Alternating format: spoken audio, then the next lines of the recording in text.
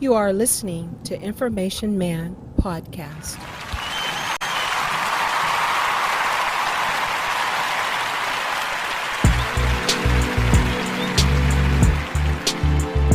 Tell the truth.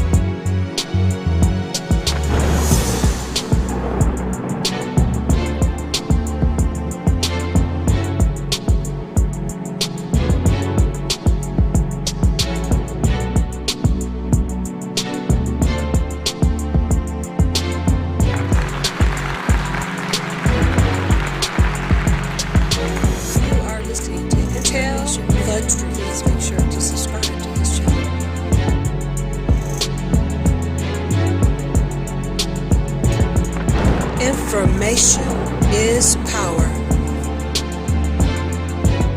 Tell the truth. Information Man, please make sure to subscribe to this channel.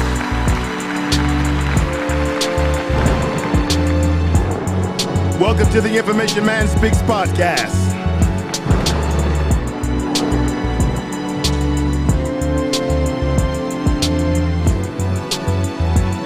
The Information Man Podcast can be heard on 9 major platforms, on the second YouTube channel as well, Information Man Speaks Podcast. Spotify, Anchor, Apple Podcasts, Google Podcasts, Podbean, Castbox, SoundCloud, and finally, Spreaker. Information Man, please make sure to subscribe to this channel.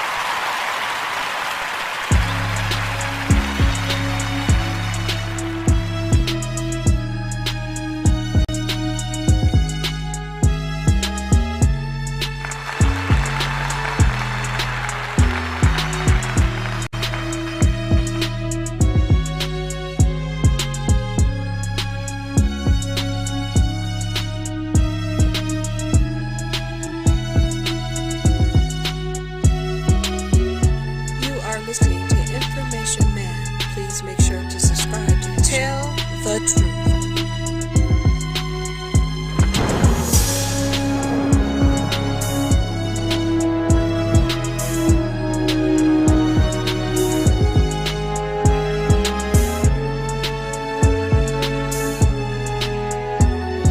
Tell the truth.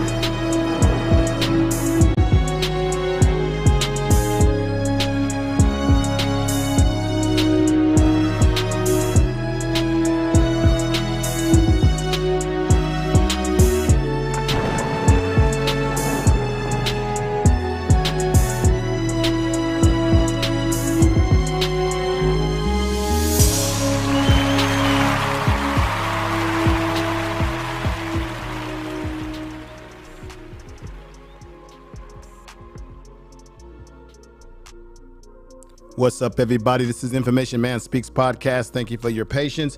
Thank you for being here. I really appreciate that. This stream I'm going to get right to the point because I don't want to keep you all night. I want to remind everybody that Sunday, I'm having a big show on Sunday to address the situation that has happened to the young sister, Sister Robinson. It is a tragic situation what happened to her. And we're going to analyze it, assess the situation that took place on Sunday. I will have a guest with me who's been covering the story pretty heavily. And we're going to analyze this from all points of view. I've got some video to show you. I've got still pictures to show you. And, you know, the situation, I would say that I feel bad for the father. I feel bad for the mother and the family. It looks like she comes from a very good family. It looks like she was, you know, an entrepreneur doing her own thing. And So we're going to address this issue on the Information Man Show on Sunday. Please come over to the Information Man Show, my first channel, and support that stream, because I think this is a very important issue. We have a young sister who's had her life taken away, and unfortunately, it appears like it was done by the very people that she called friends, which I call frenemies now. It's a damn shame. So we'll be getting into that on Sunday, ladies and gentlemen. So without ado, let's get into the issue of Takeoff and some of the things that you need to be aware of. Let me just say this. A lot of people were saying, hey, they got cameras in the bowling alley. There's cameras at that complex, so the police are going to be able to see everything that happened. I'm going to say stop it right there, because I've done some research, and there are those out there who are saying, it may not be what you think it is with those cameras. I'm going to show you some footage. And what I want to do is I want to shout someone out, give a little bit of respect here. Let me see if I can find the brother whose channel that I had a chance to talk to, and that is The Real Question Everything. I want to say shout out to the brother who runs the channel, The Real Question Everything. The Real Question Everything had some footage. I'm going to show you some of that footage today. I was able to clip the important parts of that footage so that you can understand that there's more that meets the eye to this situation as it relates to what happened to Takeoff. Right now, the HPD, Houston Police Department, has been silent, radio silent. We haven't heard a word from them. We haven't heard a word from the mayor. As I put the mayor up here right now, I don't know why we have not heard from the mayor. As I told you before, the mayor has a relationship with the Prince family. There he is with Mike Prince, right there. And something doesn't make sense for why it has gone weeks and weeks. There was also a rumor, and I want to say shout out to brother Max V World Media. He put out there that there was a notion, or there was some gossip out there, that Mike Prince, who they said that night got into some type of physical scuffle allegedly with Migo Bands, and this is Migo Bands. If I can put him up, I'm gonna put Migo Bands, who had the whipping in his hand, in a way trying to protect the Migos. Let's see right here. I had a picture of this brother. When I find that picture, I will pop it right up. I don't know why I can't find it right now, but it is a brother, Migo Bands, who I have a picture of. Oh, here we are, ladies and gentlemen. No delay now. Here we go. That's Migo Bands, who is, I believe, associate with the Migos, who had the tight whipping in his hand. The reason why I'm bringing this up again, as I show you the video again, because it's going to all make sense when you see the other sliders and things that I have for you tonight. So Migo Bands is the one who had the gun. There was a report that he got into it with Mike Prince, but they're now saying that Mike Prince was trying to be a mediator that night to stop what was happening. We're getting so many reports, ladies and gentlemen. It's so confusing, but let me just remind you of this. That's Migo Bands associated with the Migos. Let's see him right here. I'm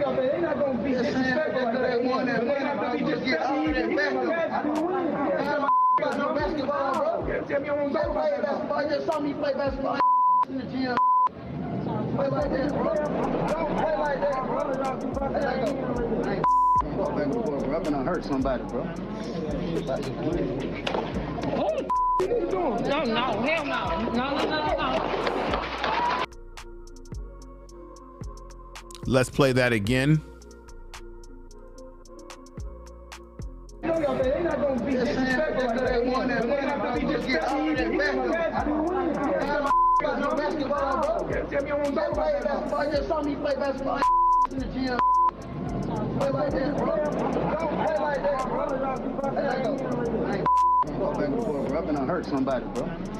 You saw right there, you had a chance to see Quavo, who said that he was going to hurt someone. I want to move this over here and bring that back to when he said that.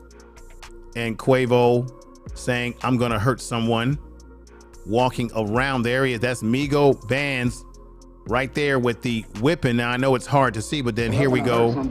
Boom, right there is Quavo, who had the red shirt on that was very distinctive that night. Now, the reason why I'm showing you this, because I want to say shout out again to the Real Question Everything. The Real Question Everything. I want to say shout out to him because I'm about to show you something that he had someone on his channel who I believe was either a private investigator, someone who had some type of law enforcement experience, where they're going to break down this video that you saw right here, but now we're going to break it down a little bit more in focus. He's also going to break down the cameras, or what we think are the cameras that could have caught all this on video for the cops to be able to cipher through it. Well, it looks like the cameras at this bowling alley in Houston are not what you think they are, that they may not have caught everything that we think that they caught because of the way where they are centered, where they're viewing things. I've got some sweet video for you to see, but check this out right now, ladies and gentlemen. And once again, you're listening to the Information Man Speaks podcast. I want you to listen to this very carefully and very tactfully. It's a 6-minute and 28-second video. Listen to it very tactfully. And I thank you all who are coming over, watching the program tonight. Thank you, and here we go. Yellow hoodie right here. He's right here. Now this man, Yellow Hoodie, has been he's watching Takeoff right now. He's looking right at him. Now what appears to be in his hand is a gun. I ain't gonna lie. Now it's hard to make out if that's exactly what it is, but it damn sure looked like this man done pulled a gun out of his damn his hoodie. But I can only speculate at that particular moment. But what I know for a fact is that you can also see the security watching Yellow Hoodie. So he already knew what was up. He's watching. Eye contact. Yeah, the eye contact is everything because watching them. Migo Bands did it just a little bit ahead of that. He started looking at, remember they were standing before he threw the punch. He was looking at the guy in the white sweatshirt. They were mouthing off at each other. And then Migo Bands looks to his right. He lifts his hat up, rubs his head, looks down the hallway, because that was a pre-attack indicator. You know, it's built into your stimuli to do that, to start looking for your exit, you know, right before you decide to go throw a punch or something like that, you know. So he showed a pre-attack indicator at that point, and he's doing it again here. Now he's lasering in on LilCam, and you can tell everybody he made contact with. And I find another curious. Please, everybody, listen to this very carefully and watch it. I know there's some blurriness, but if you look at it very carefully, you'll be able to make out some things that they're talking about. I don't think I haven't heard anyone on YouTube. And I got to say shout out again to the Real Question Everything. I don't think I've heard anyone on YouTube break it down in this manner in terms of the footage and what the possibilities could be. Look, we got to break the case, y'all, because the damn Houston police, I don't know what the hell they're doing, so we got to break the damn case. It's a damn shame that we as bloggers have to analyze and assess the situation. Here we go. Consistency with what's going on is that the yellow hoodie guy had a sweatshirt, a hoodie on. It's Texas. I understand it was probably cool that night, whatever, but there was also another guy wearing a white hoodie across from him. And then that's a synchronization. And then also the two camera girls are directly opposite of each other too. Almost like a pre-arrangement. And then also the yellow hoodie guy is wearing a sling bag, and also is Migo Bands wearing a sling bag. Yeah. Okay, so both yellow hoodie, which would be LilCam right here, LilCam right here that night, and you see him right here. He had a bag around him, and Migo Bands also had a bag strapped around him as well. You'll see where they're getting at with that. Let me also do this, ladies and gentlemen, while we are at it. Let me do this respectfully. Let me shout out a few people in the chat room. We've got Miss Mills. Miss Mills is here. Mine Eyes is in the chat room. Let me see your transcript. Empress, Goddess, Priest in the house. Thank you for being here. We got Jill's Chocolate Boutique. Thank you. Natural is here as always. Thank you. We got Sister Just is in the house. Thank you for being here. Who else? We've got the brother Bearded One, the BDBGP. Welcome here, brother. And make sure y'all check out his channel. We've got Glorion Murray in the house. We got Dr. J. Kelly. Welcome here. We got a lot of great people that's in the house here. Appreciate you. I know I said I wasn't going to do another one of these, but this one I had to do because it's loaded with information that really makes you say, something is up here. Josephine is in the house. Thank you for being here. Appreciate all of you. Let me just give you all one. And we got brother Keith Weston in the house saying peace and respect. Big brother, Information Man, speak on my overnight grind. Yes, brother, your overnight grind. I appreciate you being here. We've got the Queen in the house saying, hey, everyone. Glad people want to know truth and facts. Thank you, sister. Thank you, thank you, thank you. I appreciate all of you that are here. Definitely see you, acknowledge you. We got Fly Seas is in the house. Tone Malone, who came through earlier. Living by Meta, thank you for being here. And ladies and gentlemen, as I said, do not miss the show on Sunday. I will be getting into this issue about Sister Robinson and the tragedy that happened to her. And I'm gonna say some things on Sunday about this issue that may make people feel a little uncomfortable. I'm gonna have to call out a community. And I know it's not a popular thing to do in this world of politically correct, but I'm gonna call that community out, and y'all know what I'm talking about. So let's get back to the current presentation right now. Here we go. Now let's get back to the Information Man podcast. Look who's in the middle of the sling bags, and look how far away Quavo's already is. Yeah, Quavo all the way down and down. Yeah, he teleported. He's gone. He's not in eyesight. Yeah, I'm gonna show you. Yeah, we're gonna show him Quavo. Quavo was already down the damn hall. But see, I want y'all to see something else I noticed too. Even while the security guard, Quavo's stepbrother is the security, Black Dickie, all Black Dickie, I should say, which is Quavo's half brother. He's watching Yellow Hoodie. But if y'all pay close attention to Takeoff very quickly is gonna turn his head towards LilCam as well. Watch, he's doing it now. As a matter of fact, he's turning his head right up in here. He's gonna look at LilCam right here. Turned his head, looked at him, and I'm assuming he just kept walking.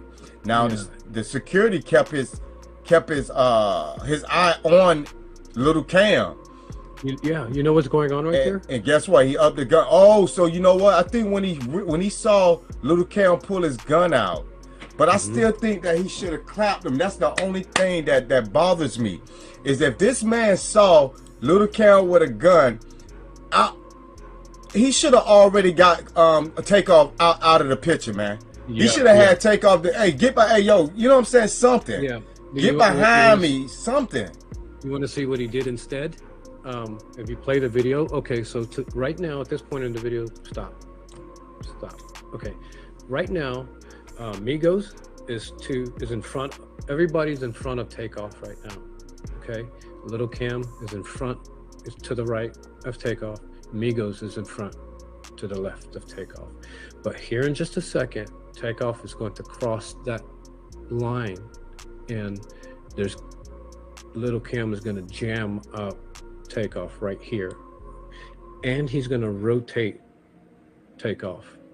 Tell the but truth. Instead of Migos going straight to Takeoff and LilCam, he starts circling around Takeoff. You see what he's doing? He's circling around. He looks like he's trying to get a good shot at him. Yeah. But what he ends up doing is it's called cross firing.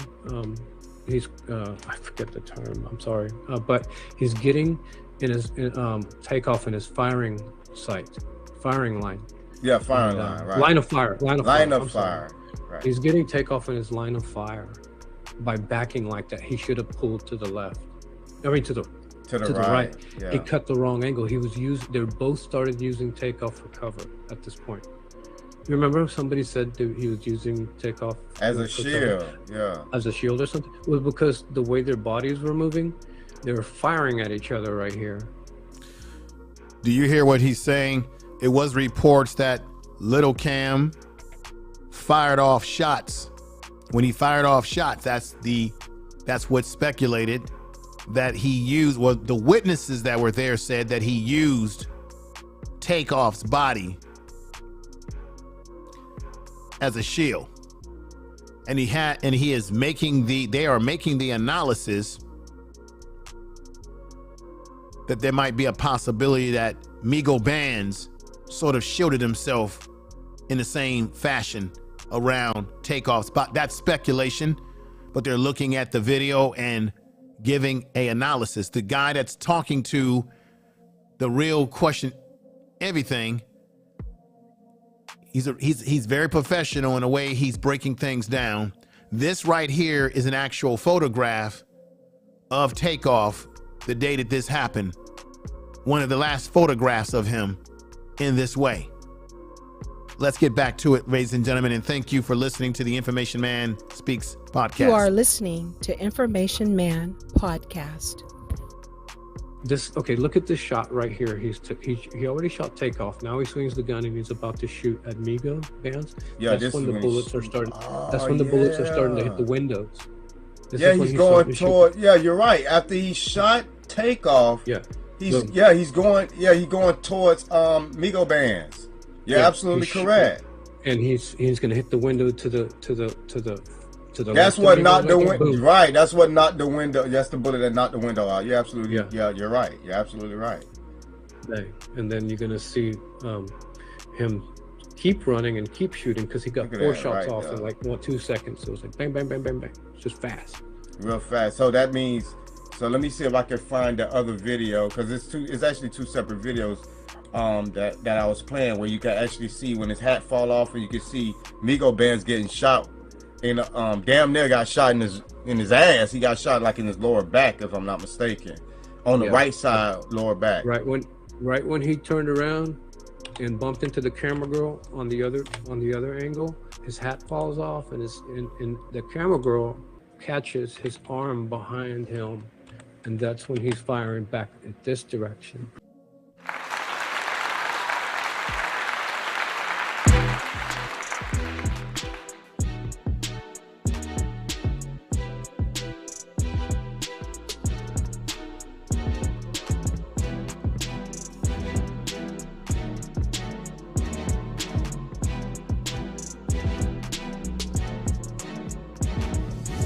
Tell the truth.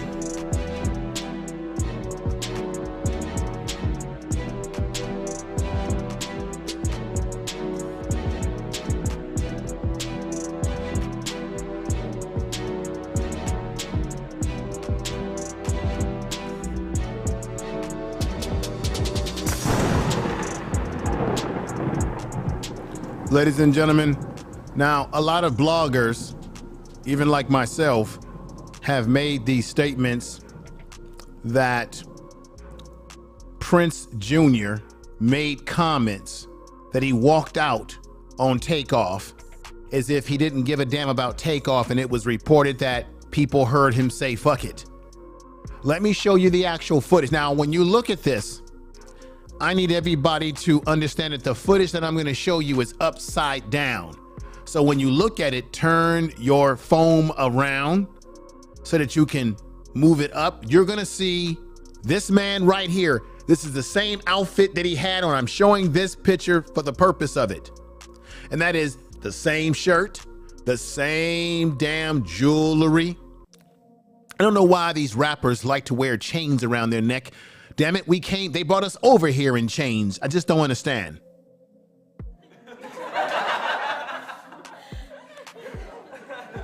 But that same shirt, mod ties, the same hat, you're gonna see in this clip right here. I'm gonna let this play several times. And you're gonna see how it looks like there was some females that were speaking to him, and he just walked right out the door as if nothing happened to Brother Takeoff. Watch this right now. Here we go.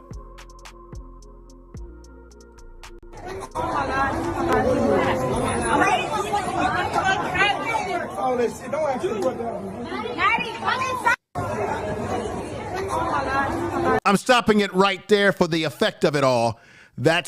Look at it now. It's upside down. I could not, when I got the footage, I could not bring it the other way. I couldn't do it. This footage right here, there is a picture of him at the top that magnifies the picture of him at the bottom that shows you that he's got the same close to the same outfit on. Peace to Sir Hell Speaks Network. Thank you, brother, for the $5 super chat. Make sure y'all check out Sir Hell Speaks Network. He's got a hell of a channel, hell of a brother on the YouTube streets. He's doing the damn thing over there, and I really appreciate you a lot, brother. A clap to you again. Thank you for that super chat. Thank you for the super chat. Now, what you're seeing here, as I diagnose it, is you're seeing the same outfit that he has on in the other picture that I'm showing you right there. Only difference is he doesn't have the mod tie. He's got a black shirt, the same jewelry. I don't know why these rappers keep wearing this overpriced, overhyped jewelry, making other people rich, but you know how that goes. Alex Davison is in the house.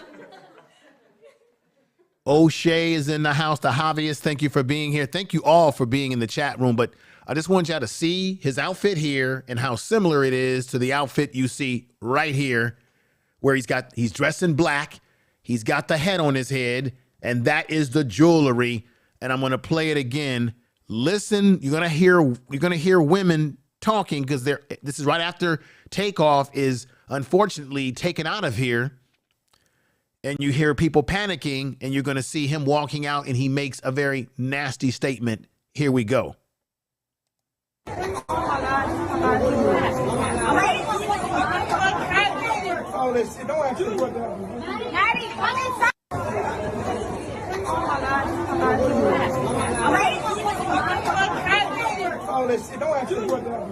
You hear that? You hear that commotion coming out of his camp, out of his mouth, out of his camp? There's people that were there that said he used the F-bomb, but you see that's coming from his camp. He's almost like he's saying, don't ask me no questions.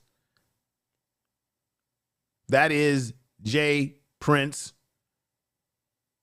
I'm going to say it again. That's Jay Prince Jr., the son, or allegedly the son, of Jay Prince Sr., because there's people out there on the streets that are saying that he's really the adopted son of Jay Prince Sr., allegedly. You see, ladies and gentlemen. Let's play that once more again for the effect of it all.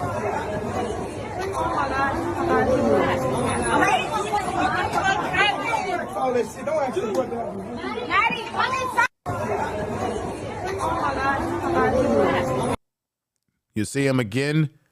Let's hit it again one more time. Remember, the video is sort of upside down, so look at it the opposite direction with your phone or your whatever device.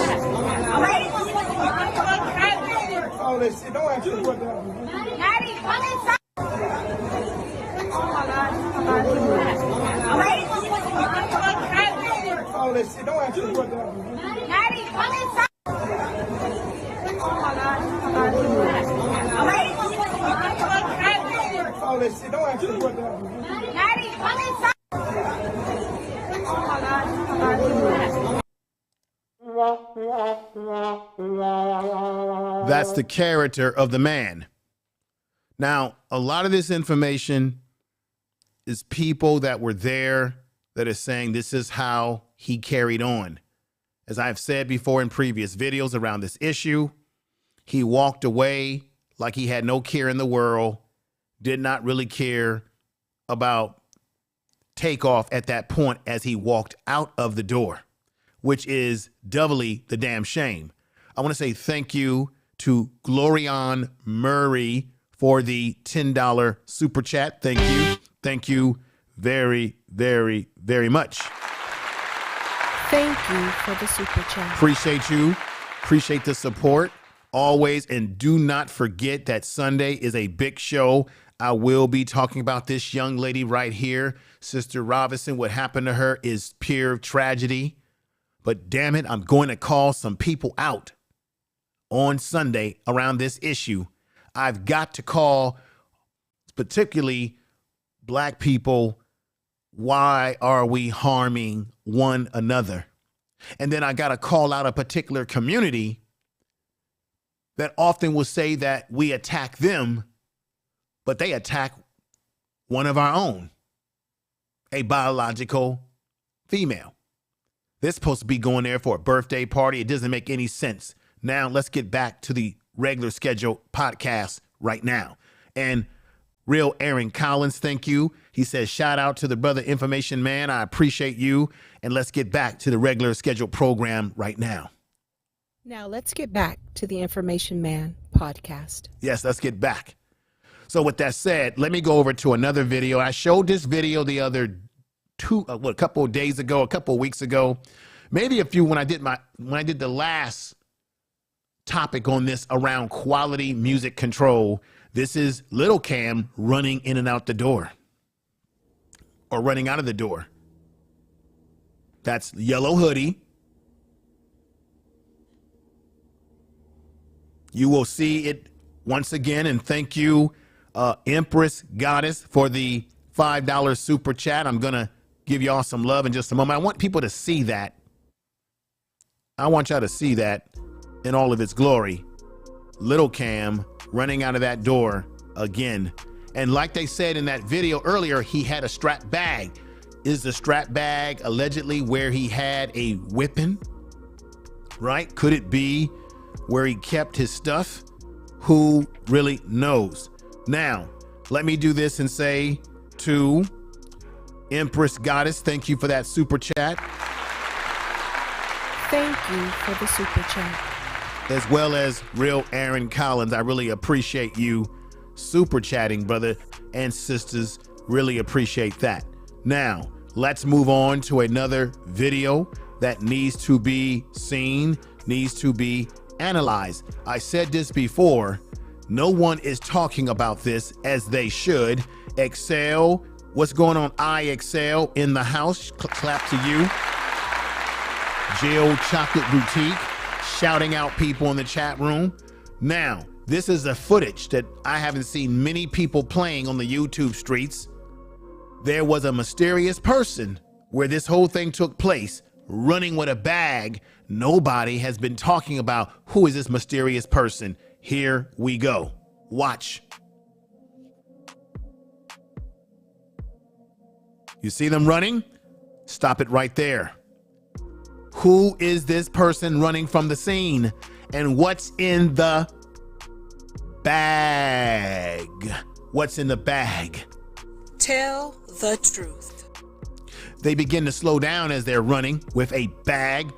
What's in the bag? And who is that person? We've been focusing on LilCam. We've been focusing on the young man with the Chucky doll, right? We've been focusing on so many other elements and so many other areas that maybe we need to focus on who is this person running down this lobby right here, or this outside area right here. You see that? Running. I'm gonna stop it right there. We've been focusing on the Chucky doll character. This is Bushwick Bill son. And the question is, did he have something to do with that? Because you heard them say on that video that Bushwick Bill's son, all of a sudden, he began to bend down suddenly right next to, let's see that right here.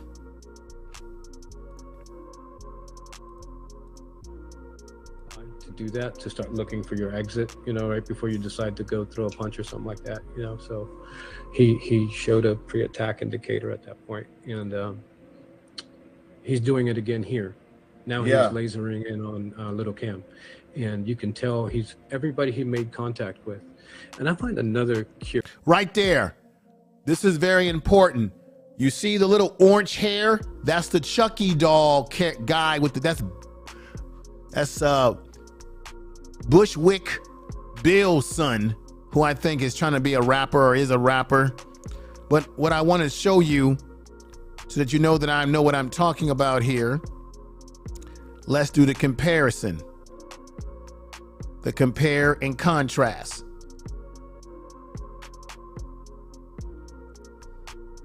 Hang on for a moment. Where is my... Here we go. So here we go with the Chucky doll. That's the guy with the Chucky doll. Bushwick Bill's son. That's the Chucky doll right there with the red hair. See the comparison and contrast? Red hair. First of all, what is a black man doing running around with a white doll, fictional character? I mean, my God. Everybody thought that he was a kid, that he looked like a kid. He's not a kid. This is a grown adult right here with a Chucky doll. My God, what's happening to us today? What is happening to us? And this is the same individual who's connected to who? Jay Prince. There he is next to Jay Prince, as you can see, right next to Jay Prince. So Jay Prince knows this individual, which tells you that they are all booed in together. I've been saying this and saying this and saying this. So right here, I'm putting this out here.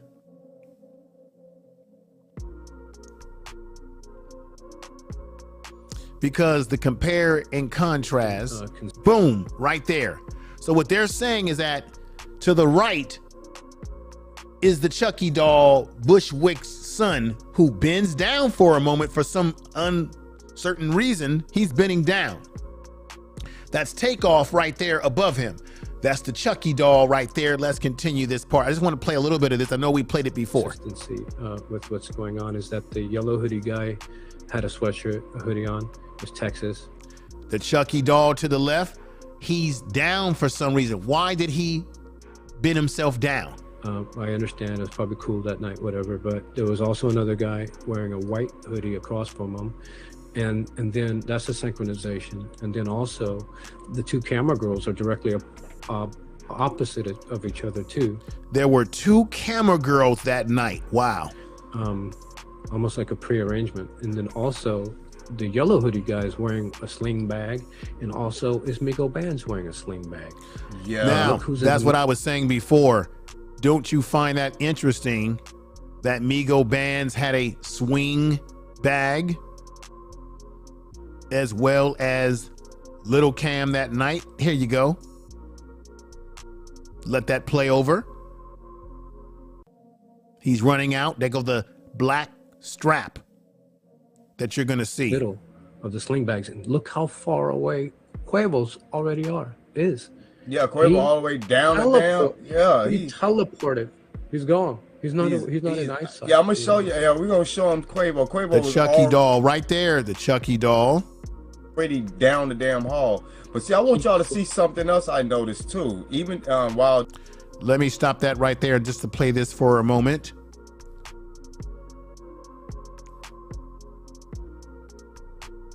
And that, boom, I'm stopping it right there because that's LilCam with the strap bag around his shoulder, just as they have illustrated, ladies and gentlemen. Let's get back to this part right here. Security guard, Quavo's stepbrother is the security. Black Dickie, all Black Dickie, I should say, which is Quavo's half brother. he's watching Yellow Hoodie. But if y'all pay close attention to Takeoff, Takeoff very quickly is going to turn his head towards LilCam as well. Watch, he's doing it now. As a matter of fact, he's turning his head right up in here. He's going to look at LilCam right here. He turned his head, looked at him, and I'm assuming he just kept walking. Now the security kept his eye on LilCam. Yeah, you know what's going on right there? And guess what? He upped the gun. Oh, so you know what? I think when he saw LilCam pull his gun out, but I still think that he should have clapped him. That's the only thing that bothers me. All right, ladies and gentlemen. So now what we have right here, I want to show you something else. Once again, I still would like to know, who is this person right here running mysteriously past these individuals right here, or this individual, and then he starts to slow down. Who is that individual? Will someone come forward about this person? Something doesn't make sense here. Now, remember on the day of the funeral for Takeoff, people felt, the Prince family is being disrespectful as they begin to put down some wreaths. And what I have to say, and after looking this whole thing over, ladies and gentlemen, is that they're absolutely right, the people that are criticizing that move, because let's take a look at it. It was Takeoff that died, yet the Prince family wants to make their letters and their words large. Once again, look at this again.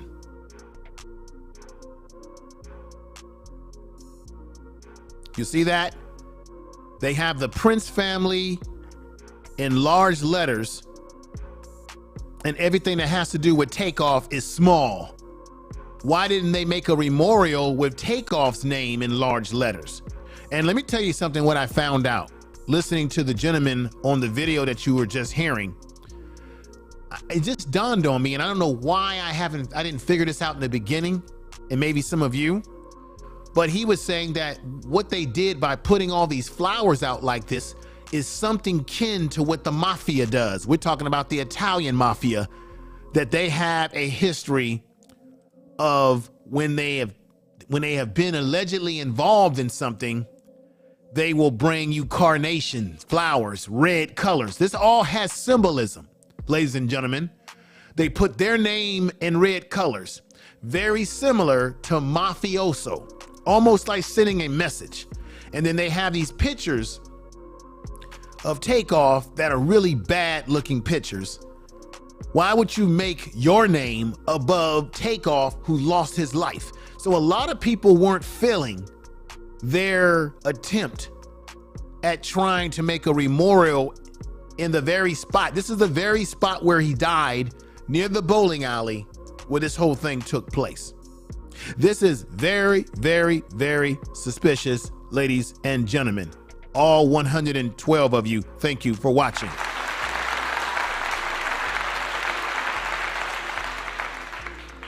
Now, ladies and gentlemen, let me go forward and provide you with an in-depth look of this particular place where the shooting took place, where Takeoff lost his life, should have never had to lose his life, should have been treated with some better respect than what they gave him.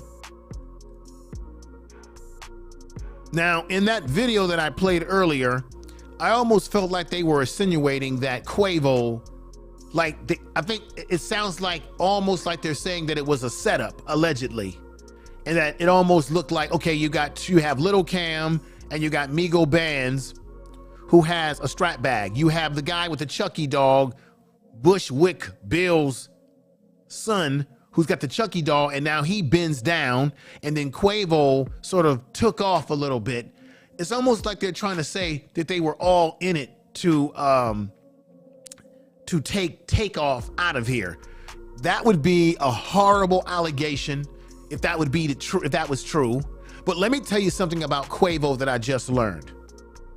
A lot of people believe that him and Offset had a falling out over a female, over a woman. Brothers, we got to stop fighting over women, just so you know. They say it's plenty of fish in the sea. That's a lie, ladies and gentlemen. This is why.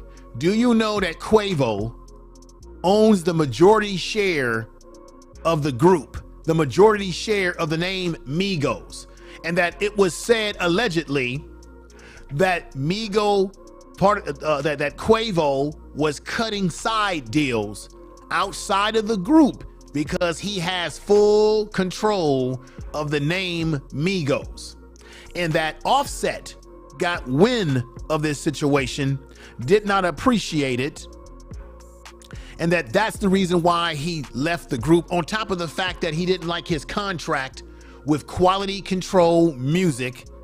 And we talked about that Quality Control Music the other night with the CEO. There he is right there to the right, the CEO of Quality Control Music, I believe Pierre Thompson, if I'm saying that correct.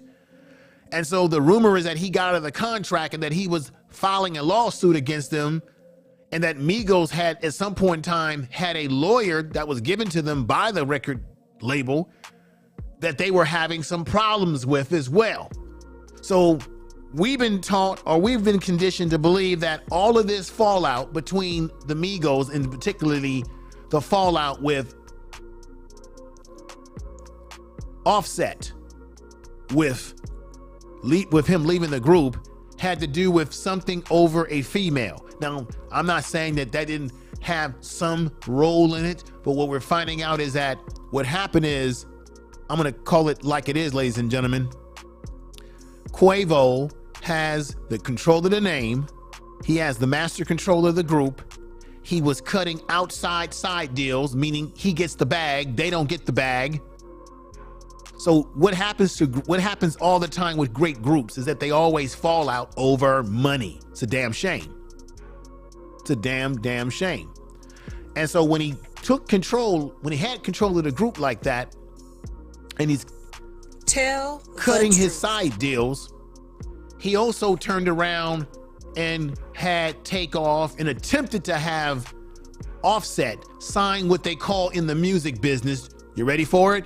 A 360 deal. I'm gonna say it again, look it up, a 360 deal. And the rumor has it that Offset wasn't feeling that, and that was one of the reasons why the Migos broke up as a group. But we've been taught to believe that it was just over a female when it was much bigger than that. It always goes back to the money. Follow the money, ladies and gentlemen. Follow the money always.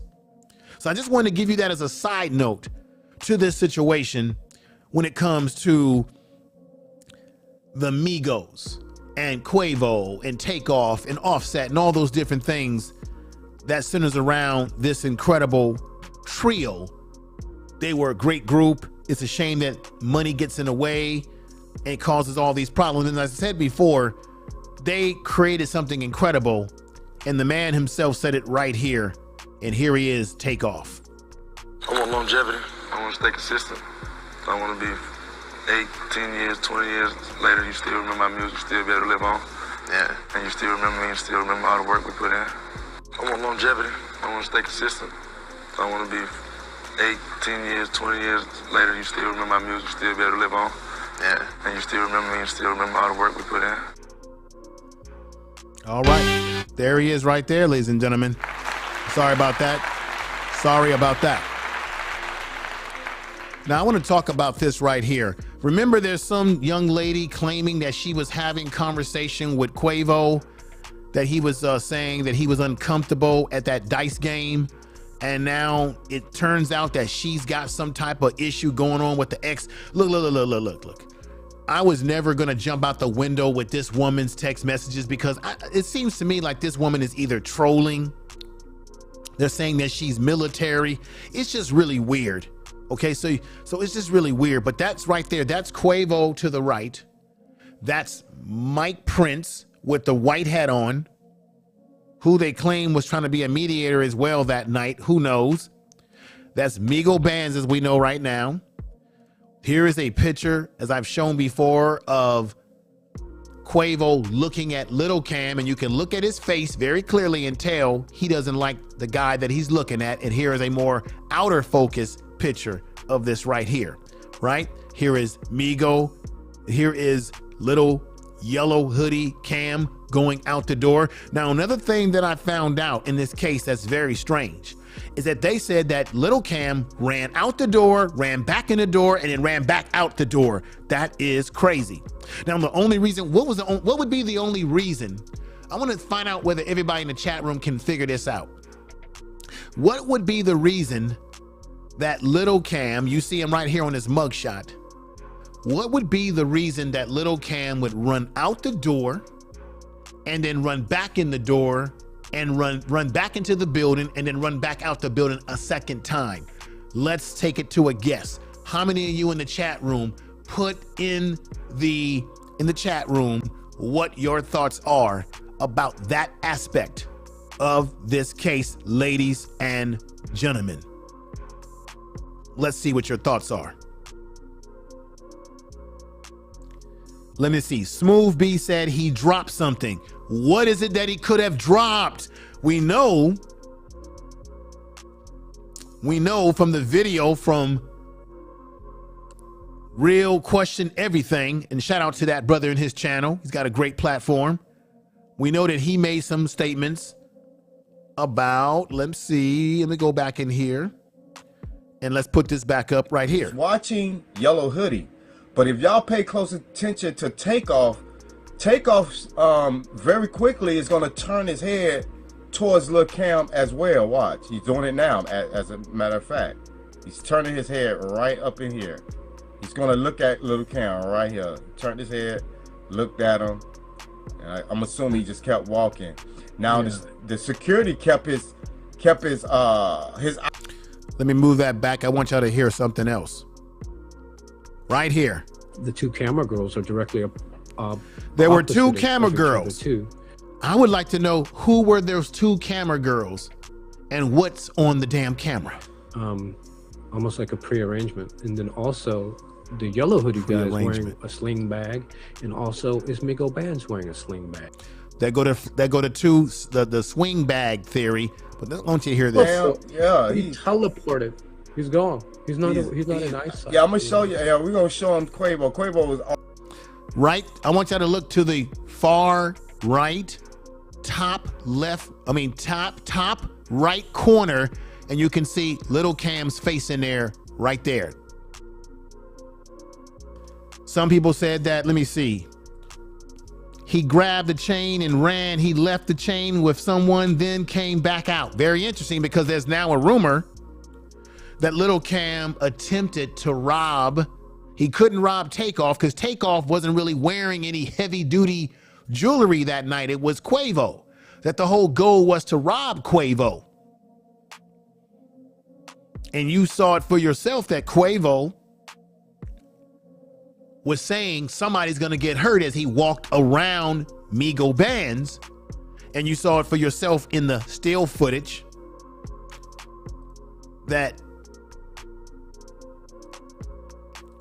Takeoff, or Quavo, was not feeling this man right here. Little Cam was not feeling him. Here's another more cleaner picture of little Cam. There he is right there, ladies and gentlemen, a much cleaner, more focused picture of him. All this under J Prince's watch again. And I'm going to remind you again, if you don't already know this, that little Cam is connected to J Prince Sr. on that picture, because right above in red is little Cam's father right there, who is connected Tell the truth to the Prince family, in this case, Prince Sr. He was running with this man back in the day. And we know that Prince Sr. is a legitimate, real old school, original OG. That's for sure. But there he is, right there, his father in this back room area, kicking it right there. Back in the day is related to little Cam. That's the connection right there. And then, as I said before, little Cam hangs out with J Prince Jr. And they are saying, and I've said this before, that he's the lynch man. He's the goon for who you see right there, as seen with J Prince Jr. right there, ladies and gentlemen. And again, he ran out the door, ran back in. Now, could he allegedly been running back in to get his firearm if he allegedly had a firearm on him? Or could he be running back in to get the jewelry that he was alleged, that has been alleged to be a component to this? Who knows? But what I do want you all to hear about this situation, and I've played this before, is I want you to hear the assistant to the Migos speaking upon what really happened. Here we go. Yeah, go ahead. Anyway, you off that, walked outside from the dice. Niggas even tripped about the dice game. All it was a little $7,000 that it got up off of Quay. Quay walks outside and look in the yellow jacket, the yellow hoodie, follows us and say, hey, what's up with this one-on-one? Let's get a one-on-one basketball. He was trying to get some more money out of it. Quay was like, bro, what you talking about? Like, you just took money off of me. Because you can hear in the video, he said, y'all just took money. We can get that shit back. yeah. 7. Right. So he was like, bro, like, why? He was like, why we talking about basketball? And he was like, so the dude in the white hat, that's Mike Prince. I just got to phone him too.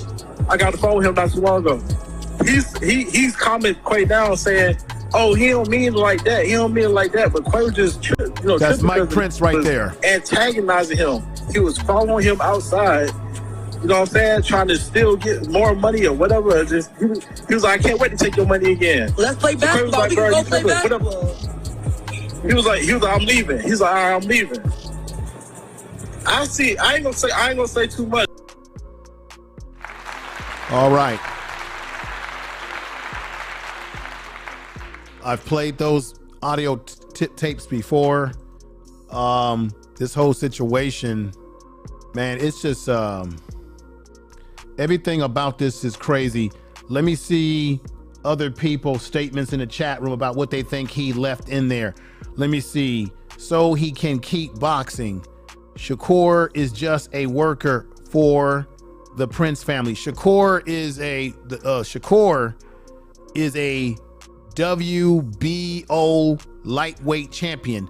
So they are managing his career. Let me tell you something you may not know about Jay Prince Sr. that you may not know. He has been involved in boxing promotions and managing boxers for some time now. Originally, he was a manager of your one and only Floyd Mayweather. He represented Floyd Mayweather at one point in time. Floyd Mayweather wasn't feeling Jay Prince anymore in the Prince family. He wanted out of the contract because Jay Prince was going to try to get about a couple, $3 million or whatever it was out of him. It was heavy money. And it was reported that Jay Prince used threatening, heavy street tactics to convince Mayweather, you better break me off that money, as Mayweather was trying to get out of a contract. You've got the young man Shakur, who is now in contract, in debt, not in debt, but in the bed with the Prince family. That young man who was there that night, and it's funny how you're not hearing much of anything as to what his involvement was that night or not. But that young man better beware himself of this situation being in bed when it comes to this Prince family. It could be dangerous for some of you when you get in bed with them, potentially, given their record and their behavior in the past. This is the second or third party that the Prince Jr. has had where someone has lost their life. We can take it all the way back to Duke the Jeweler. I've talked about that before on previous streams. Duke the Jeweler was there at one point in time, gambling one night. There he is right there, gambling with Jay Prince, who you see right there. And then the same damn thing happens again where he's partying with people like Bootsy, Little Bootsy, who had a concert that night. He goes to his car, and what I'm understanding, he was breaking them off for big time money. And they weren't happy about him breaking them off for bread like that. And mysteriously, he ends up mysteriously no longer here with us. And that's still been under investigation, or I don't know where the investigation is gone. That is what's happening. That is what happened. That's the track record of the Prince family in terms of the younger Prince, Jazz Prince. You got Jay Prince Jr., what have you, who's actually been the most reckless one of the group. And this is why people are looking at them so suspiciously as they are. And as you can see right here, that's Quavo in the middle. That's Quavo right there trying to pick Takeoff up as there's blood splattering everywhere. It looks like brother Takeoff, there's reports that Takeoff wasn't very comfortable there that night, that he basically was there because he was under the pressure of his uncle, Quavo. But let me let you see how things jumped off. There's some people that say this whole thing started in the 5th ward. Is that true or is that not true? And let's see right now. Something really quick, and I'm gonna try not to give out my identity. We were all there when all this happened. I just left from HPD. First of all, in order to be around Jazz Prince, you have to be searched. None of us had guns, but Jazz people had guns. Okay, all of this was over a dice game. This Tell started the in truth. Ward around 9:30, 10 last night.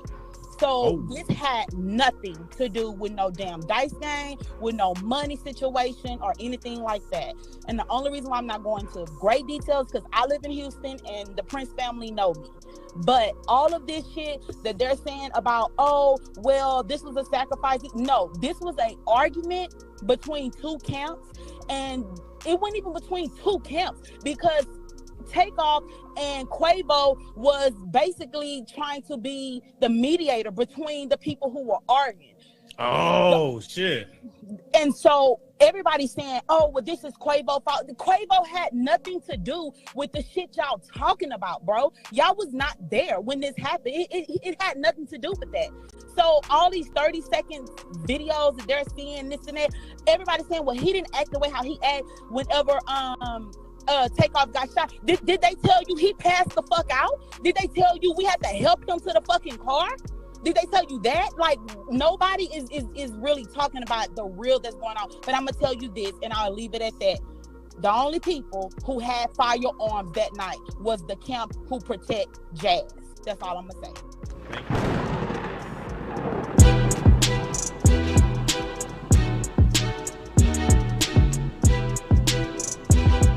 You are listening to Information Man. Please make sure to subscribe to this channel.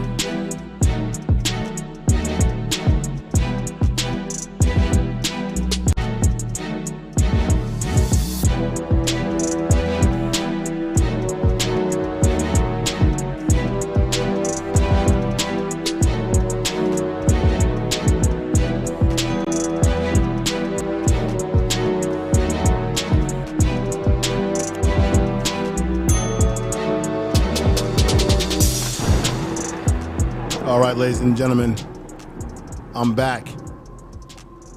Let me show you again as they're in the 5th ward. Here we go. Where it is, Jazz? Where it is right here? Little something. OG Mike. Hey, Mike Prince right there. Stop it. That's the white hat he had on that night. That coincides with this still picture that I have so that you know that we're not making up stuff over here.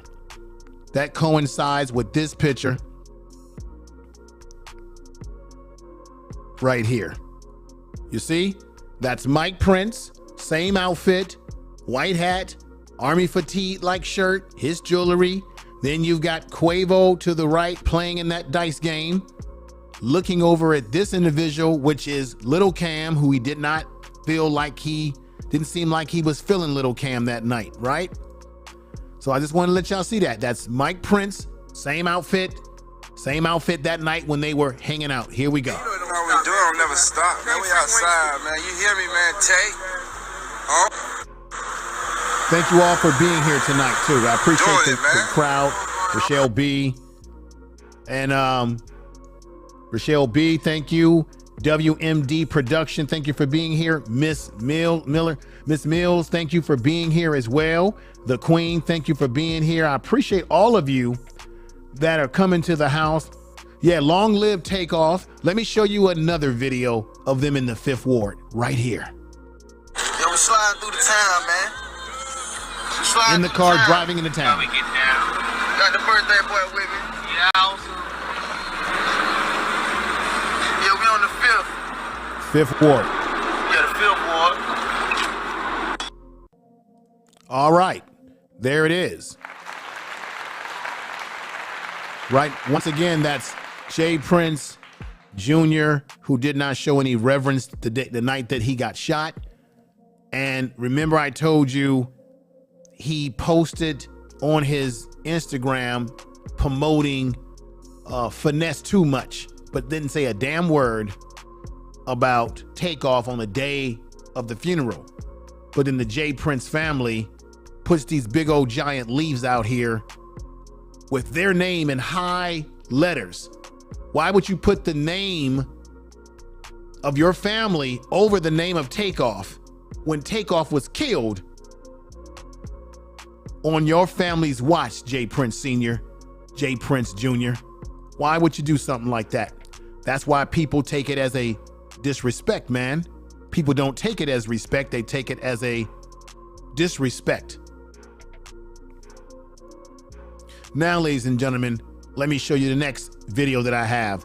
This is the video that will show you inside of the bowling alley, and the same man that was talking to Real Question Everything, his YouTube channel. Shout out to that brother. He has the same individual that's on with him, analyzing the lay of the land of this particular bowling alley.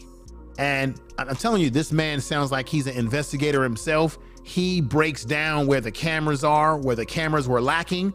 And they're saying that there's a possibility that the police may not have the footage that all of you out there are saying that they could have through the cameras. If the cameras are not set up properly, they may not have a damn thing.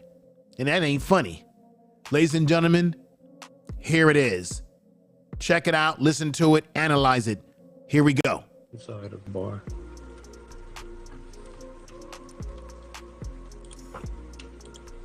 This from across the way. So there's a building up there. Here's some cameras against the House of Blues across the hallway.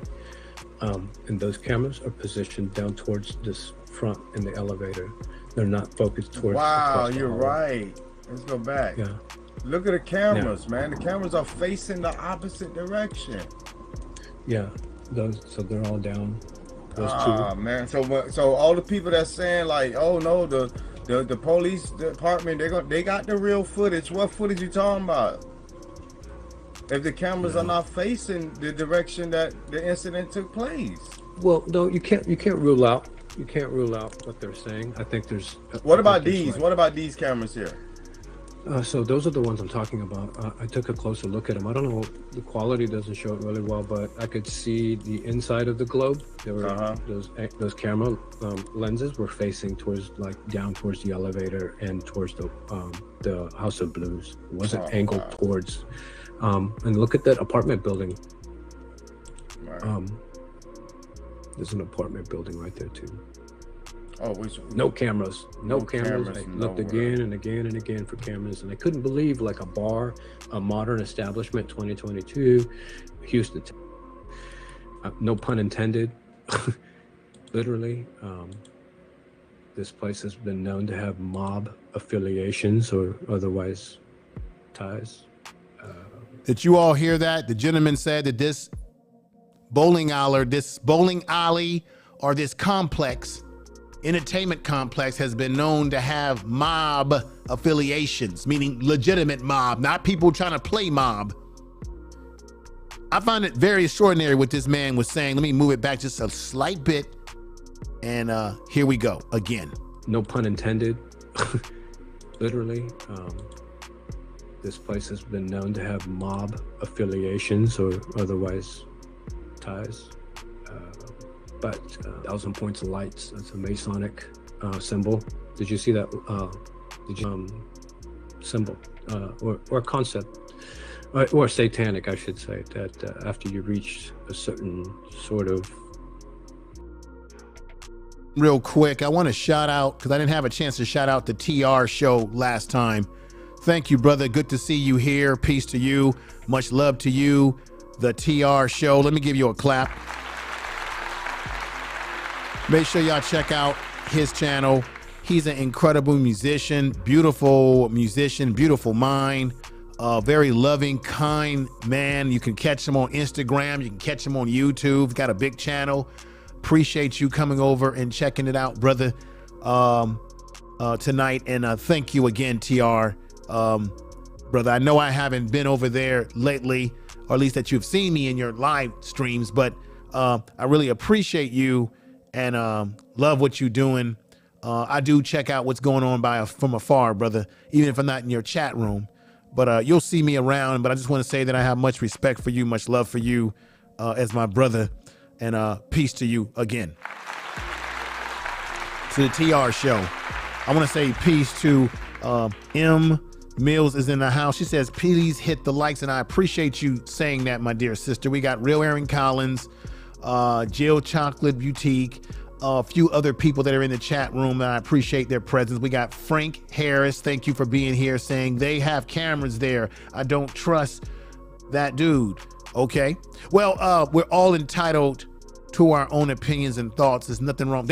We're not saying, they're not saying that there's not cameras there. What they're doing is that they're showing you where the cameras are set up, and that those cameras may not be catching, allegedly may or may not have caught some of what the police need to be able to say, boom, we have affirmatively. They're not saying that there's not cameras there. It's based on how are the cameras set up? Are they set up properly to be able to catch certain angles? That's all I'm saying. I think that's what he's trying to say, but I get what you're saying there. And once again, it's all speculation. We're all hoping that we know what the hell we're talking about. But because the thing that's sad though, Frank, is that we haven't gotten anything from the police in Houston.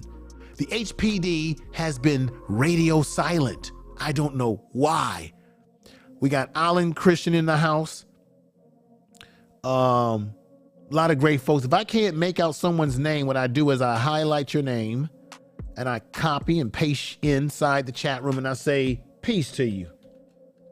All right.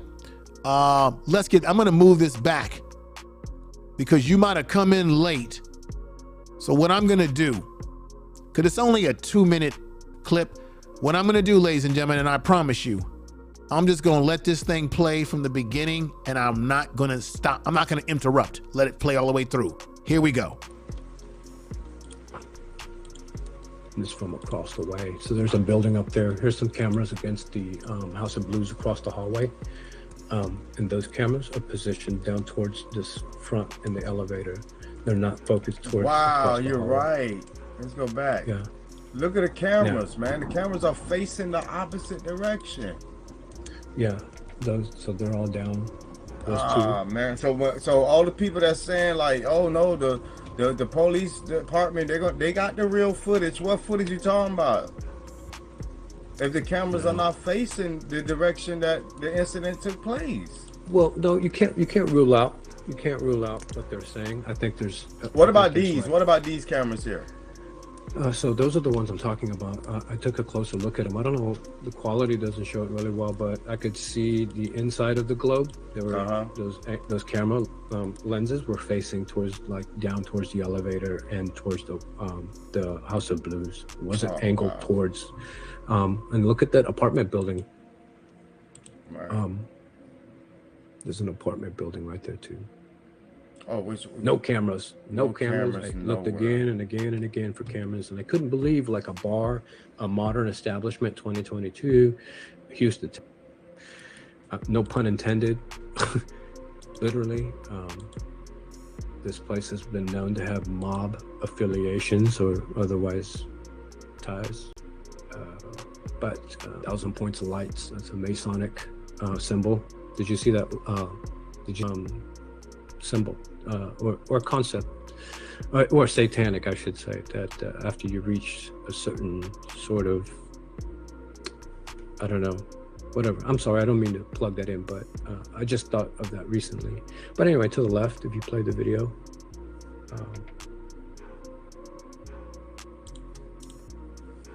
there's a camera right there. There's a security camera up there. Wow. Is that it? Yeah. Yeah, that's So that's the only one facing the doorway. So that camera really can't see outside, right? Yeah. And those are those 1985 kind of pixelated cameras too. Those old school. It's gonna look like they're filmed on a. I'm actually trying to find that video. I hope they didn't take it out. We're close to something like this. Can I read this question this gentleman has, Mr. Akeem? Yeah, go ahead. Yeah, cool. All right, ladies and gentlemen, I just wanted to play that for you as we get to the conclusion of this podcast tonight. I got to be honest, I really want to see the police or somebody give us some relevant news that's based in facts, that's been heavily researched based on facts and evidence, and not speculation or innuendo. But they have been radio quiet silence. We're not hearing anything. There's been no press conference by the mayor. And I want to know why the mayor has been so quiet. We're talking about Sylvester Turner, the mayor of Houston. Man, where are you? We know you have a relationship with the Prince family. That go Mike Prince right there to the right, cheesing with the mayor of Houston right there. Tell the truth. Tell the truth. We know that there's a relationship between Chucky doll, aka Bushwick Bill's son, right there, kicking it with the one and only Prince Sr. We know that there is a relationship between LilCam in his introduction to mob ties through his father, Senior Cam. There he is right there, the daddy right there with J. Prince Sr. back in the day. So we know there's a connection. There's so many things going on. Here's a fresh picture of LilCam right there. There's so many things going on in this situation, folks. We need answers, and we need those answers very quickly. What I'm going to leave you with is a brother by the name of the Wealth Academy. I did what did I do? I did another stream where I played him speaking candidly, and he candidly once again is saying that it's over for mod ties. You see them on the screen right here. It's over for y'all, according to the brother from the Wealth Academy channel, the YouTube channel. It's over for y'all. I think the curtains are going to be coming down on y'all very soon. I really thank you all for watching this program. Make sure you like and comment. Make sure you subscribe to this channel if you're new over here, right? Thanks for watching tonight, but I ain't finished yet. And make sure you get over to the Information Man Show, my first channel, my bigger channel, because this Sunday I'm really getting into it about what happened to Sister Robinson. It is a damn shame what happened to her, and we're going to examine that. We're going to get into it. I've got a guest coming on who's got a lot of information about this situation. So we're going to dive into that on the Information Man Show on Sunday. I go live at 2:30 Western Time, 4:30 Central Time, and 5:30 Eastern Time. That's right, ladies and gentlemen. But it's over for J. Prince Jr. and his whole merry clan, because what he did was disrespectful by all means. And let me let you hear it from the man himself, breaking down the fact that mod ties might be seeing their last days and they don't even know it. Now, someone said in the chat room that J. Prince Jr. has been tunning the police in Georgia, that he's been disrespectful. The whole thing, at the end of the day, has been nothing but disrespect towards Takeoff, the Migos. The whole situation has been nothing but a total disrespect on so many levels. Rest in power to Takeoff, ladies and gentlemen. Rest in power to Takeoff is what I'm saying to you right now. The whole thing has been disrespectful from start to finish with the J. Prince family. And so let me get down to this brother right here. What I want to do is I want to give you a picture of him, a thumbnail, so that you know that this man isn't just talking out the side of his mouth about J. Prince Sr. and J. Prince Jr. in this whole mod Ties thing. Okay, and I played him on my other, that's Jazz Prince to the left in red, and that's Jay Prince Jr. in the right in the white outfit. And once again, they brought us over here in chains. Why we want to wear chains around our neck? I don't get it. I never understood black man or some black men's obsession with wearing chains around their neck. I don't get it. But either way, it is what it is. Here is the man from the Wealth Academy channel, this brother right here, who is in the middle. So the guy that you're gonna see speaking, this is a new video from him, not the old one that I played. That's him in the middle with the bald, head. That's Jay Prince Sr. to the far right in the green colored shirt. Just to let you know that this man knows these people. He's been around the Migos. He's done work with Jay Prince. So he's talking from not just someone who's just talking, but someone who has know-how in these situations. And he's telling them that their time is coming up to an end. And here he is right now, ladies and gentlemen, with a clap to him. I don't know if y'all seen, man, but Jay Prince did like this memorial for Takeoff in Houston. But to me, what I seen, man, it was more about the Prince family. I don't know if y'all saw that, man. The Prince family had the big name. I guess it was Flowers or Reefs or whatever the hell it was. And Takeoff name was real small up under. Once again, man, the street's still talking, it's still talking. I've reached out to a lot of people reached out to me, especially on the video, brothers that I know, OGs that I know, respectable people, you know what I mean, reached out to me from LA, from the Bay Area, Atlanta, of course, Florida, Ohio. A lot of people have reached out to me, man. Some people I did time with, and some people from the industry who got connections. Some hard hitters. I ain't gonna mention no names. But I'm gonna say this though. Retribution coming for Jay Prince Jr. and anybody else that's affiliated with the Prince family who knew what happened with Takeoff. Atlanta ain't gonna rest on it. And the rest of these cities ain't gonna rest on it. Takeoff was loved by a lot of people. I didn't even realize how far-reaching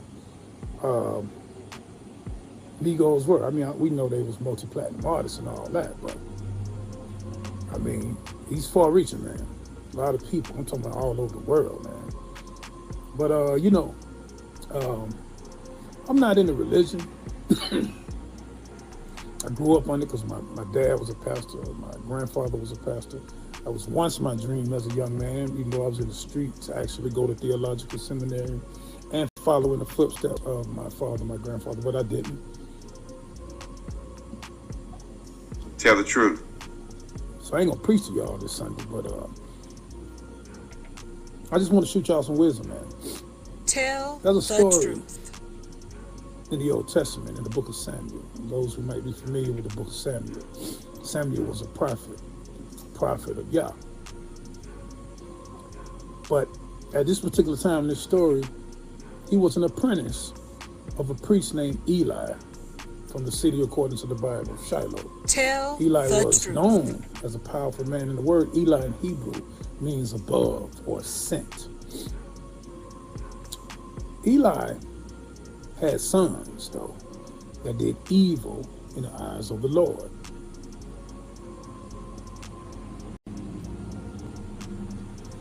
So when Prophet Samuel became a helper to Eli,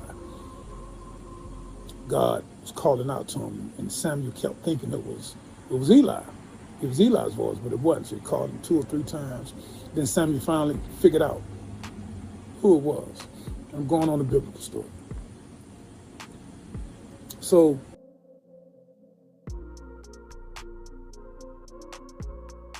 Federal law allows for citizens to reproduce, distribute, or exhibit portions of copyright motion picture, video tapes, or video discs under certain circumstances without the authorization of the copyright holder.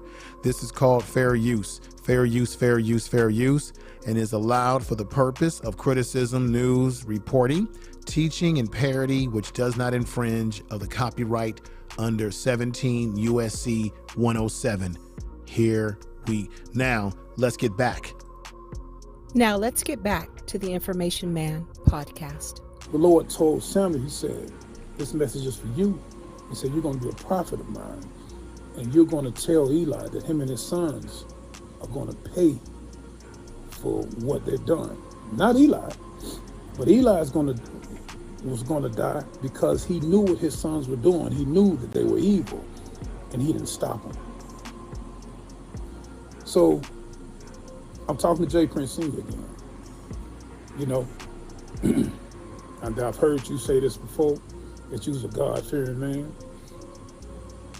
And I'm talking to you and comparing the story of Eli, because Eli was known to help people and to be Tell the truth. a thinker. He was a thinker. He was passionate. But he allowed his sons to do evil. He knew about it because they was his sons.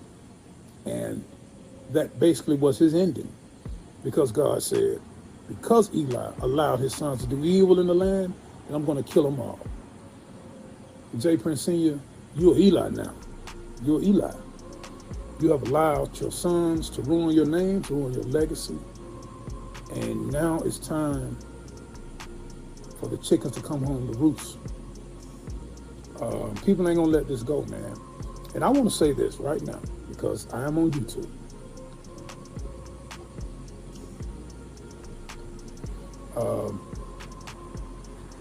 And I know people watch YouTube. Thousands of people watch YouTube. The feds watch YouTube. The CIA watches YouTube. Local police watch YouTube sometimes. DEA. ATF. So this is my disclaimer right here. I'm going to go on and make this disclaimer right now. I am in no way connected to what's about to happen. I'm in no way connected or have knowledge of how it's going to go down or when it's going to go down. So I want to put that out there now. I did 15 and a half years in prison. That is my disclaimer. I have nothing to do with it. I'm just a messenger right now on YouTube, on the internet, because it's going down. I definitely believe that. And J. Prince, man, you just made a post on IG, man. To be an OG like you, man, you should know better, man. And you made this post, man. He was talking about God. And he said that he was talking about fear and courage. And he said that once you have this particular courage, once you replace courage with fear, he used the term unfuckwittable. He said he was unfuckwittable. Now, I just told y'all, Eli name in Hebrew means above or ascension. J. Prince Sr. speaks and thinks that he's above everybody, or he's above getting his head smashed in, or he's above retribution. And you're not, brother. You're not. You're a good dude. I've been knowing you for years, but you're not above nothing. You're not above death. JFK went above that. Martin Luther King went above it. You definitely not them. You're not above truth. That Maltai shit is definitely not above it. You are listening to Information Man podcast. You know, thank y'all for Respect and Takeoff funeral in Atlanta. It went smooth. It was emotional. A lot of people told me who were there. I saw some footages of it, and some footages were sent to me that I won't share on the internet because they were personal footages.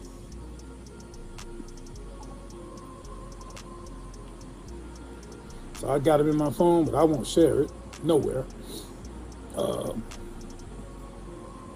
It ain't my right to share it, so I don't have the right to share that. You know what I mean? Even though there's thousands of people there, I don't have the right to share it, and I'm not gonna share it. I'm gonna respect the family forever. I'm gonna respect Takeoff. But Jay Prince, you should just stop posting. Stop posting on IG, man. Just stop. Just be quiet. Just stay away from the computer, man. That's basically all I gotta say, man. Once again, I put my disclaimer out there. And man, I just want to send regards to Tell the truth. Kurt Schnick family, aka Takeoff. Keep your head up, Quavo. Keep your head up, Offset. Whatever differences y'all had, young brothers, kill it, man. I know it was some contractual issues or whatever Offset you were thinking about. You have the right to want your money or whatever you feel like you deserve. But at this Tell the truth. point in time, I think you and Quavo, man, you, Quavo, and Pete, and Coach K, y'all need to put them differences aside and come up with something, man. Because the world still want Migos, man. Believe that. The world still want Migos. And y'all need to show us, how brothers can come together, how family can let minor stuff go, in the light of Takeoff death. How we can still come together and join forces, man. The last of this message, and I'm gonna end this video, is to all the OGs that came up in my era, from city to city. I don't care what city you in, what city you at. It's time for us to stop being quiet, to stop saying we're gonna get out these young boys' way. It's time for us to get in their way and teach them the right way. It's time for us to start stepping up in the community. It's time for us to start policing our communities. It's time for us to start teaching our physical sons and daughters, even the ones we don't know, the ones that's not our biological sons and daughters. It's time for us to start teaching them and holding everybody accountable, man, holding ourselves accountable. Because this shit done went too far. This shit getting out of hand. And really, even before Takeoff, sad demise. This shit been getting out of hand, man. The gangs don't run the black community. Tell the truth. Gangs don't run the black community. These fake mob ties, all these don't run the community, man. I just want to know, man, this is a question for anybody. And if y'all know somebody ever do it, man, please let me know, man. But as far as I know, in the history of gang banging or black mobs or whatever, I haven't seen now one of them, nobody, ever kill a KKK member or Aryan Nation. Not one. Not one. Ladies and gentlemen, I got to give him a clap for that. Because what he just said was so on point that he said he has never seen gangbangers take the lives of the KKK or any of these hate groups. We've got, what's his name, who killed,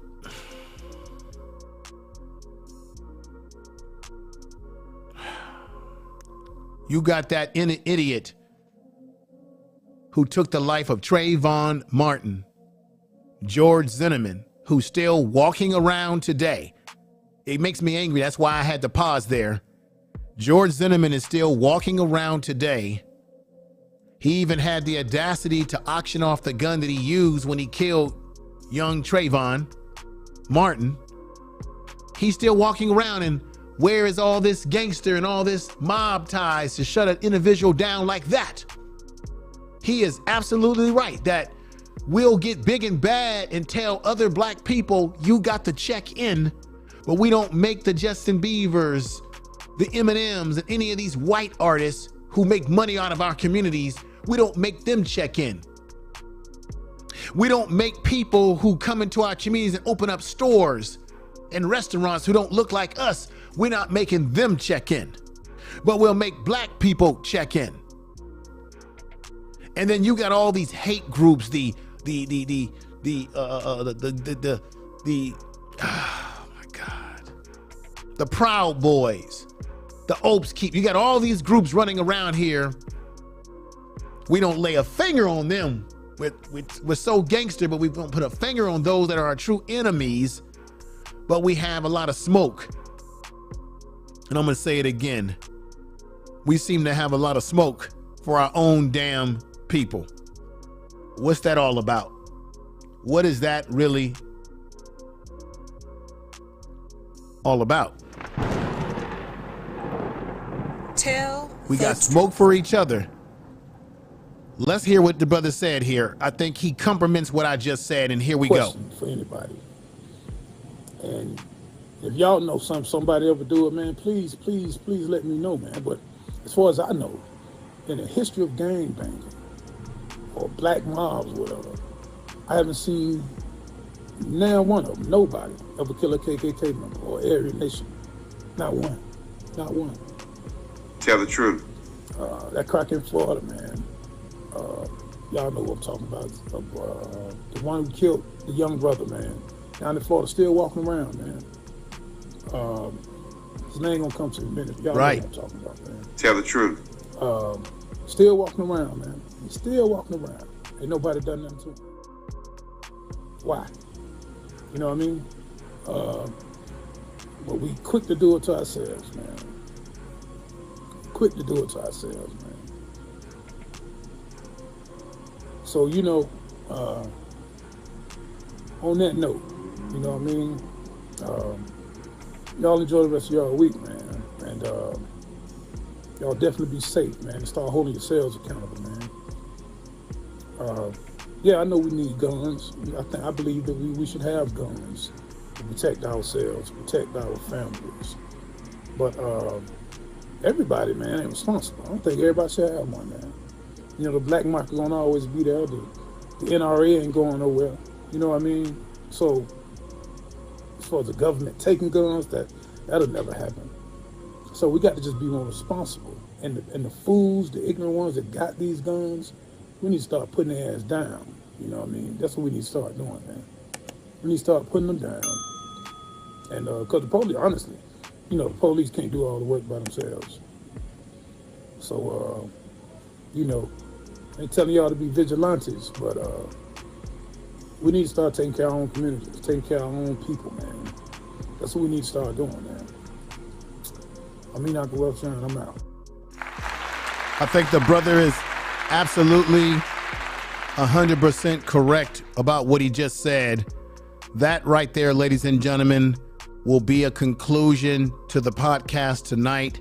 I appreciate everyone coming over. Do me the biggest favor and share this video in all your social media.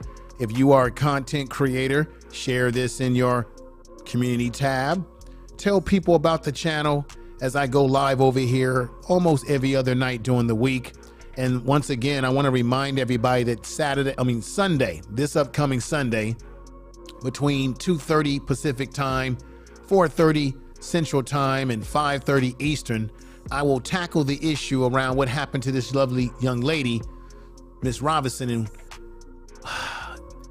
and I put right there frenemies because it was her own so-called friends. I think it was 6 of them when she went out there to Cabo, Mexico to enjoy a good time to celebrate one of her friends' birthday party, and she mysteriously ends up dead. They claim they were trying to claim that it was alcohol poisoning, but the family says no. Her spine was broken, fracture in the back of the head. We all saw the beating that she took, and I'm going to get into that because I've got to call folks out. So that's on Sunday. Don't miss that particular show, ladies and gentlemen. But let me get back over here. I want to say again, may Quavo's going through a lot of stress right now over losing someone that is his nephew that he grew up with. It's got to be difficult for him. I don't want to imagine any theories that he set his own nephew up. Now, that theory is being put out there, and even in that video that I showed you, it looked like they were sort of going in that area, but that's an area that I want to stay out of because that's alleged, and I'm not going to speculate that at all. And people can run with that because of the fact that we're finding out that Quavo had full control over the Migos and may have allegedly been cutting a side deal and trying to get Offset and Takeoff to sign a 360 deal. Look that up. and Offset left the group. Didn't like how things were going over there at Quality Control with the group and his contract, as the brother said before, his contractual issues with Quality Music Control. You've got Pierre Thomas, you see right there to the right. Let me remind you of something as I get ready to end, that, you know, they say that money is the root to all evil. But I disagree. I believe people are the root to the evil, because whatever is flawed in you as a person, if you're an evil person, you're a bad person, you're narcissistic, you're just a person who has no empathy and sympathy for others, the money just enhances your ability to do wrong or to do right. So if you're an evil person, the money only enhances your evil abilities. You see. And I want you all to know this as I read this very carefully to you. This is the shame of it all. And I've read this before on the other podcast I did, but I got to do it again. They did a study back in the mid to the 2000s, 2010, and it still holds true today. They did a study in the mid 2010, that concluded that murder was the cause of 51.5% of hip hop musicians' deaths. The average age of the death is between 25 and 30 years of age, and that's right. That is definitely right, because Takeoff, as you see right there, was 28 years old. That fits the statistics. Hip hop has the highest rate or higher rate of homicides than any other genre of music, ranging from 5 to 32 times higher in comparison. That's a damn shame. Tell the truth. Tell the truth. Ladies and gentlemen, thank you for watching the Information Man Speaks podcast tonight. If you enjoyed the program, put a 7 in the chat room to let me know that you enjoyed the program, that you got something out of this of value, that you learned something, or that you enjoyed watching, even though we're not enjoying the death of Takeoff, but you're enjoying the fact that we're putting work into these blogs. We're trying to figure out what's going on. We're looking at it at all different angles, different aspects. And I appreciate you all in the chat room, from Miss Mills, from Black Nefertiti, from Real Aaron Collins. We got May City in the house, if I'm saying that right, P-A-N-A, Pana, May City, thank you for being here. Natural, Empress Goddess, Jill's Chocolate Boutique. We got Vince Williams in the house, thank you. Vince Williams, I need you, my dear, I need you, sir, to definitely watch this from the beginning to get full context, and you will enjoy it a lot better as I'm getting ready to sign off very soon. We got the Queen in the house. Thank you, all of you, for coming over. Did I miss anybody? Alan Christian, thank you. Real Aaron Collins, I said before. See if there's anybody else I might have missed. People have been coming in and out. We had a nice audience tonight. I'm very happy about that. Let me see if there's anybody else. Last call. I really appreciate you all very much. Ladies and gentlemen, let me get ready to get on out of here. Once again, I'll be live on Sunday on the first channel, the Information Man Show. If you're new to the channel, you can scroll down on this page. You will find the Information Man Show. Click into it, hit the bell notification, subscribe so that you get all notifications when I go live. I go live over there almost every Sunday. I will be live over there this Sunday talking about the tragic situation of what happened to Miss Robinson. I'm promoting this because I want all of you that are here tonight to come over there on Sunday and check that show, that program out. We're going to get at it. We're going to examine it. We're going to analyze it. I have a special guest, hopefully, that will be on with me to help me break things down. And this is the damn shame. Somebody needs to be arrested right now. It's a damn shame that the family has no answers. And it looks like the United States, their consulate are getting involved with Mexico to find out exactly what the deal is. And I'm gonna tell you, Mexico can be a dangerous place, folks. So you got to be careful traveling out there. They got issues in Mexico. I'm just going to keep it 100% real with you. Tell the truth. Tell the truth.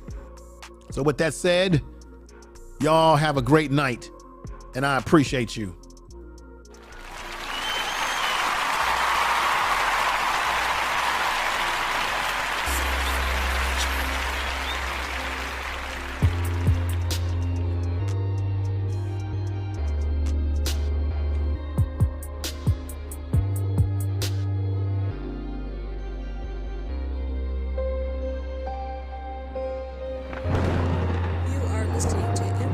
The Information Man podcast can be heard on 9 major platforms. On the second YouTube channel as well, Information Man Speaks podcast. Spotify, Anchor, Apple Podcasts, Google Podcasts, Podbean. That's right, everybody. Castbox, SoundCloud, and finally, Spreaker. That's right, everybody. The Information Man Speaks podcast, baby. Thank you for being here tonight. You are listening to Information Man. Enjoy the music podcast. now.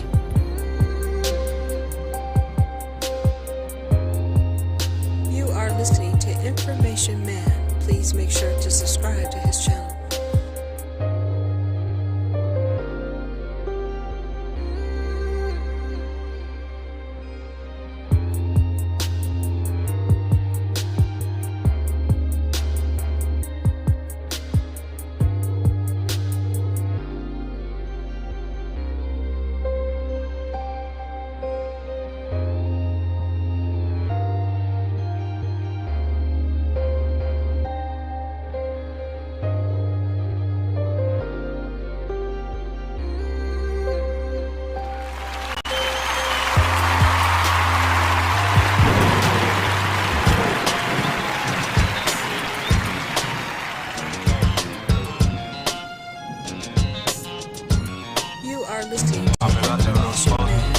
Make sure to subscribe to his channel. The Information Man Speaks podcast.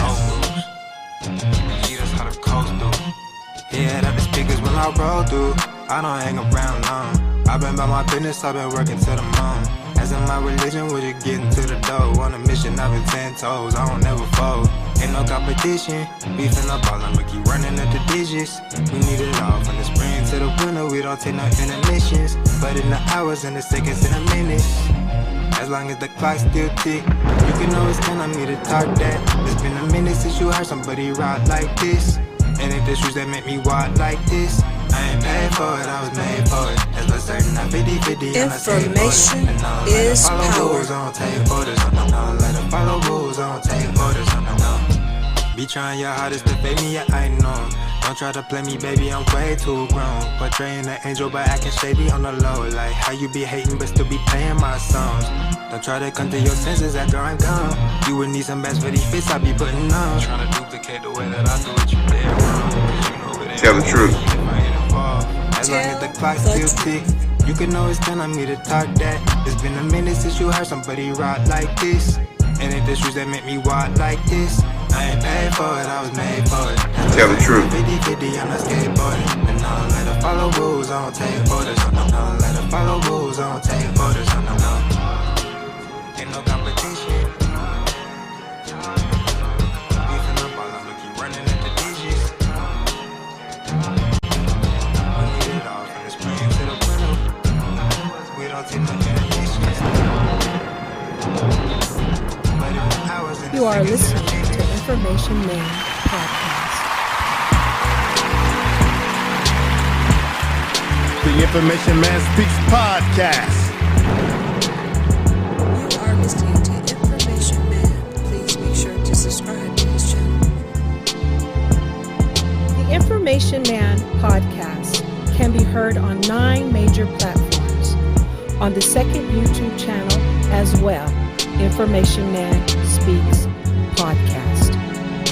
Spotify, Anchor, Apple Podcasts, Google Podcasts, Podbean, Castbox, SoundCloud, and finally, Spreaker.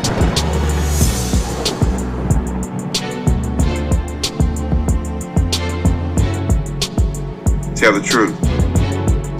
Tell the truth.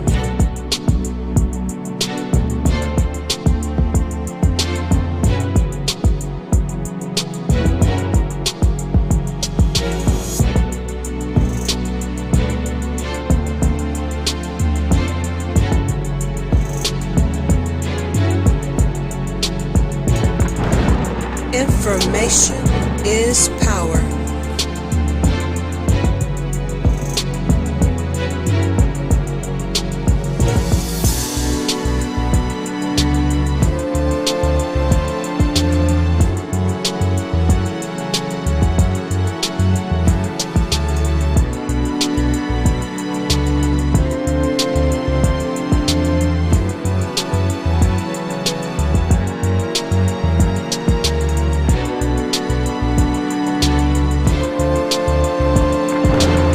Tell the truth.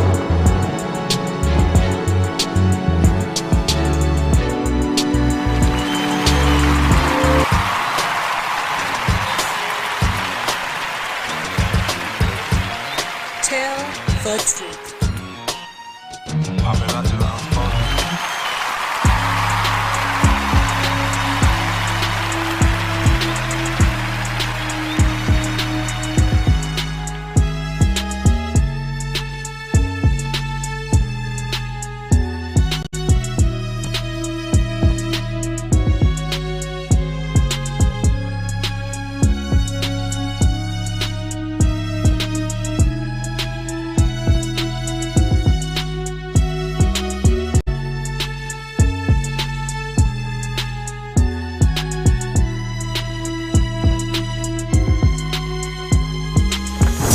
Tell the truth.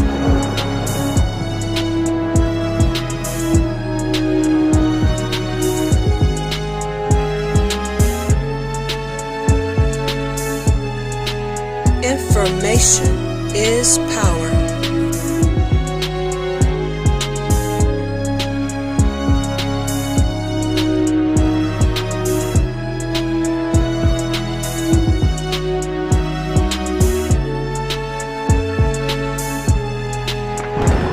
Information is power.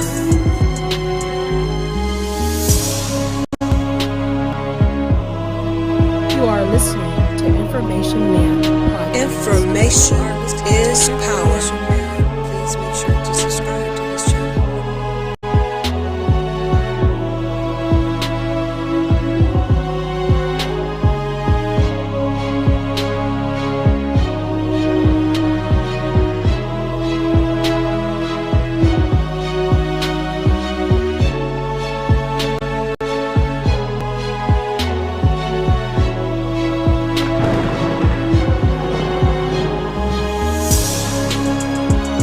Tell the truth. Information is power.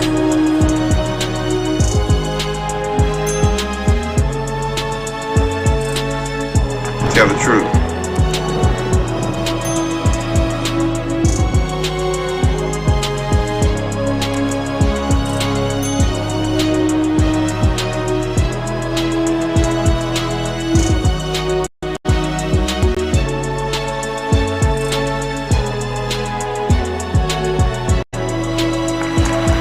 Tell the truth.